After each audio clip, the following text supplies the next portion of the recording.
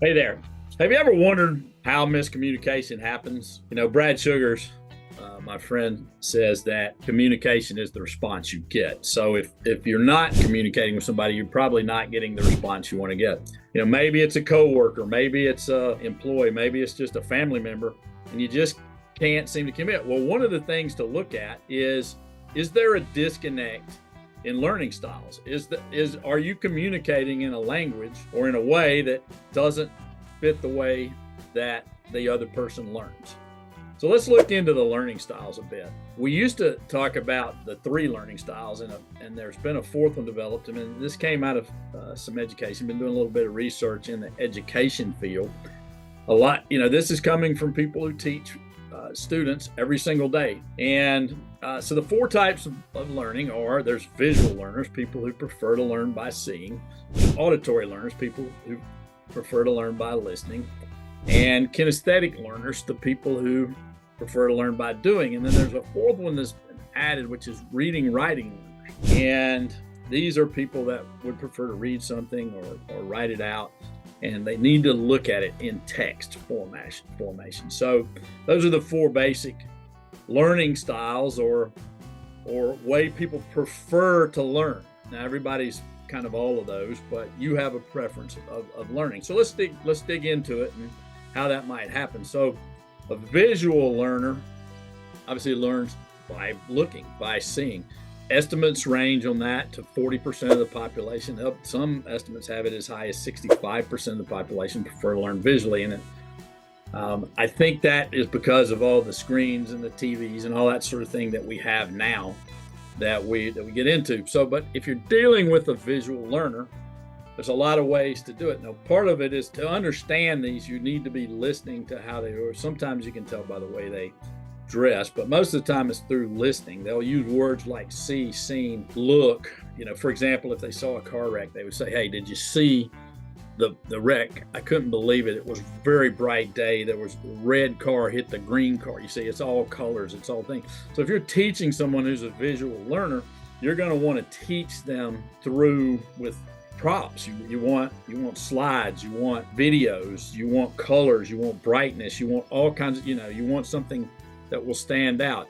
Your presentation, if you're doing a sales presentation, you want visual aids, because that's how they're gonna learn. So you sort of see the visual learners. Now, auditory, they range from anywhere to 20 to 30% of the population in some estimates.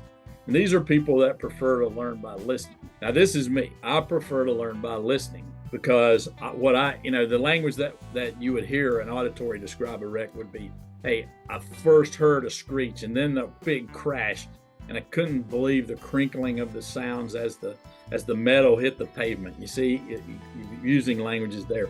Auditory will talk in those kind of language. You can pick up on it. They're the hardest ones to pick up on, because you can look at some visual people. They're usually well-dressed, neat hair, bright colors, all those things. You can usually look at a visual person and tell that they're visual, but not necessarily an auditory.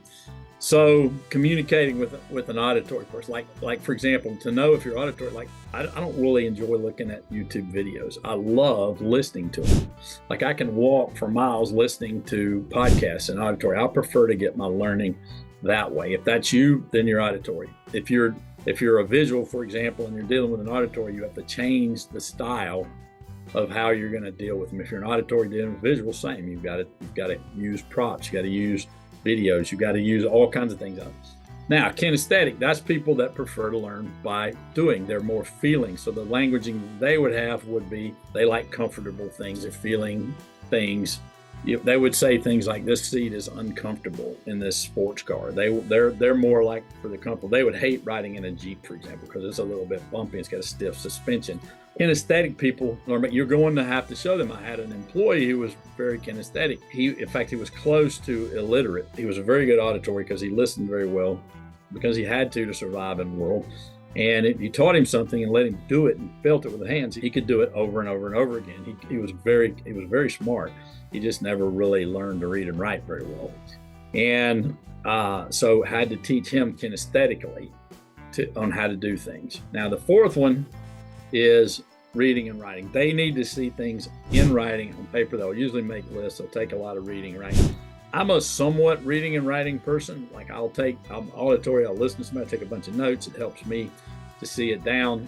So we're all four of all these four things. But if there's a disconnect, I'm going to suggest that you check your language. I remember having a client early days who was very visual, and a employee was very kinesthetic, and they just butted heads. They butted heads, and I pointed this out to him, and he started to give him things to do and teach him through actually doing, rather than just asking him to do something or giving him can't you see the thing? Now you say, well, okay, here's how you need to feel when you do this thing. You see the languaging that you can use on that. So my suggestion to you is get out, do a bunch of research, learn what you are, start looking at it. It's kind of a fun game to see what people are, to start listening and to start looking for that person to figure it out.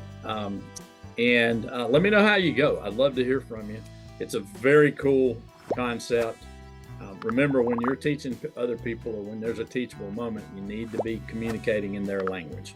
And always remember, communication is the response you get. Hey, I hope this has been useful. And until next time, all the best.